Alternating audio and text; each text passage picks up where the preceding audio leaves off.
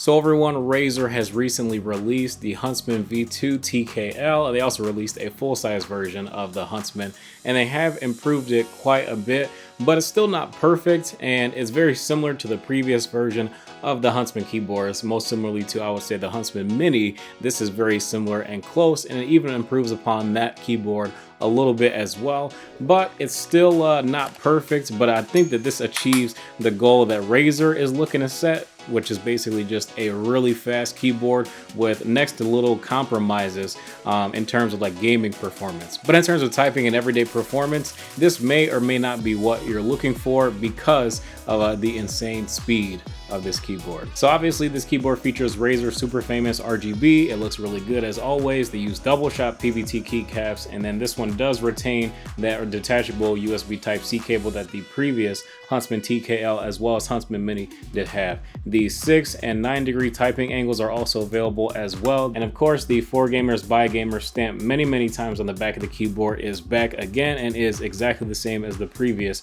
Huntsman TKL. My preferred typing angle is that 9 degree typing angle. This is just what I find to be the most comfortable, and this is just what I like to use most of the time while using this keyboard. The 6 degree is okay, but using this keyboard flat is just a no-go for me.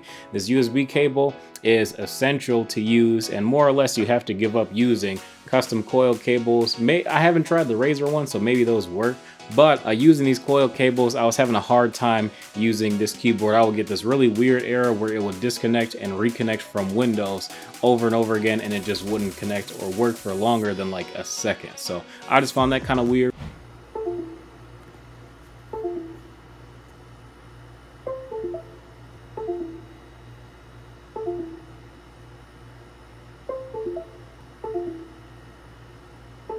Pretty much you have to use the cable that's included with this, and I'm pretty sure that that's because of the hyper polling rate that's available on this keyboard, which is up to 8,000 hertz polling rate. Once you install Razer Synapse, you can unlock that and you get that extremely fast report rate for your optical switches. So these also do feature the red optical switches that Razer has been really famous for using since a couple of years ago, and they are incredibly fast. But this is the newer version, the V2 version, that was available on the Huntsman Mini if you opted to go for the red linear switches. And to be honest, these switches are a little bit too dampened for me, and I understand that that is definitely the point. They want these switches to be a lot quieter, and I'm glad that it is, but also to help that out, they've included some sound dampening foam underneath the PCB inside of the case of the keyboard. So it is a lot more muted on purpose, and it does sound a lot better than it used to. It doesn't sound amazing because basically each key has those stabilizer wires that kind of rattle a little bit, and the bottom out is extremely mushy because of those dampening pads that are from these V2 optical switches.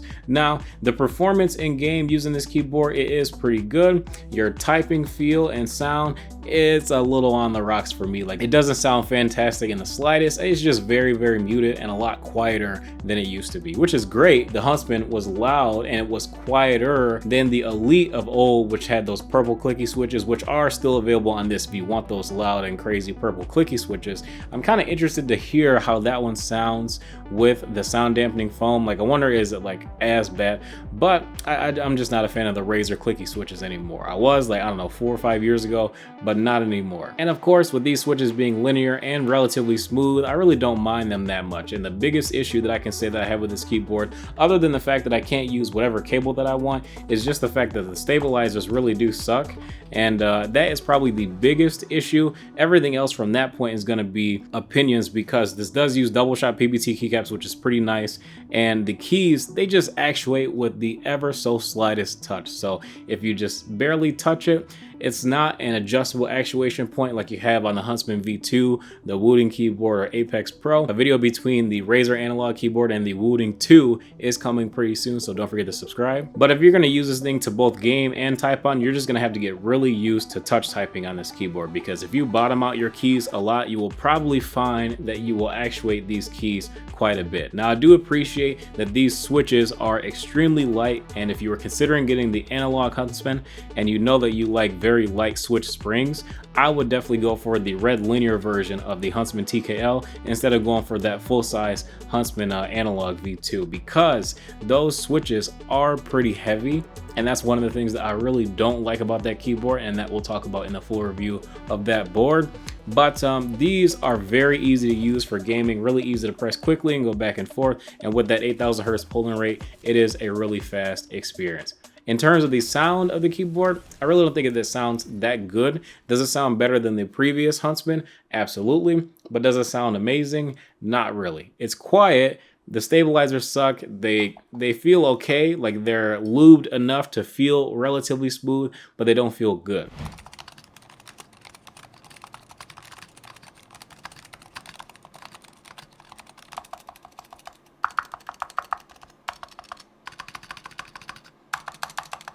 This isn't really made to be a typing enthusiast board. This is just made to be a very good competitive gaming keyboard and one of the fastest of its kind. But as far as aesthetics, if you're going to be swapping out like Razer keycaps and stuff like that, you definitely can, but I'm not sure why Razer continues to use this weird stabilizer design. Like, this is one of the things that I absolutely hate the most on the Huntsman lineup is the stabilizers that they choose to use and how they leave these little things inside the keycaps, and it feels impossible to remove them. I've never been able to remove them, so I just don't even bother, and I don't want to remove it and like it breaks the keycap because it's just plastic after all. But I absolutely hate that Razer does this. Like, why doesn't this part of the stabilizer stay on the stabilizer? Like, what was wrong with this? Like, if we have it like that on every other stabilizer ever, and this does accept, you know, an MX switch, it should be very easy to swap and use other keycaps on these Razer keyboards. And I know you can probably get this off. Like, again, I've never successfully done it,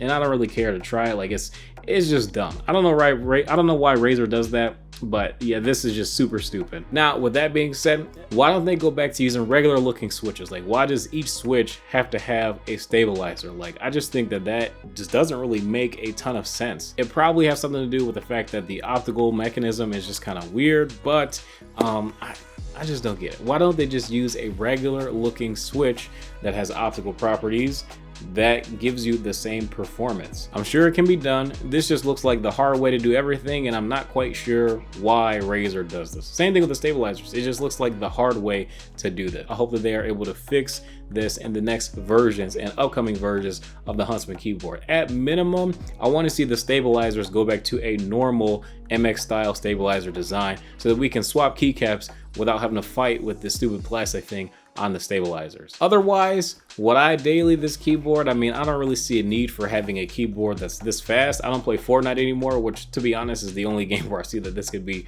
like extremely practical, where you're doing a million inputs all at once and the order and speed of those inputs needs to be top tier.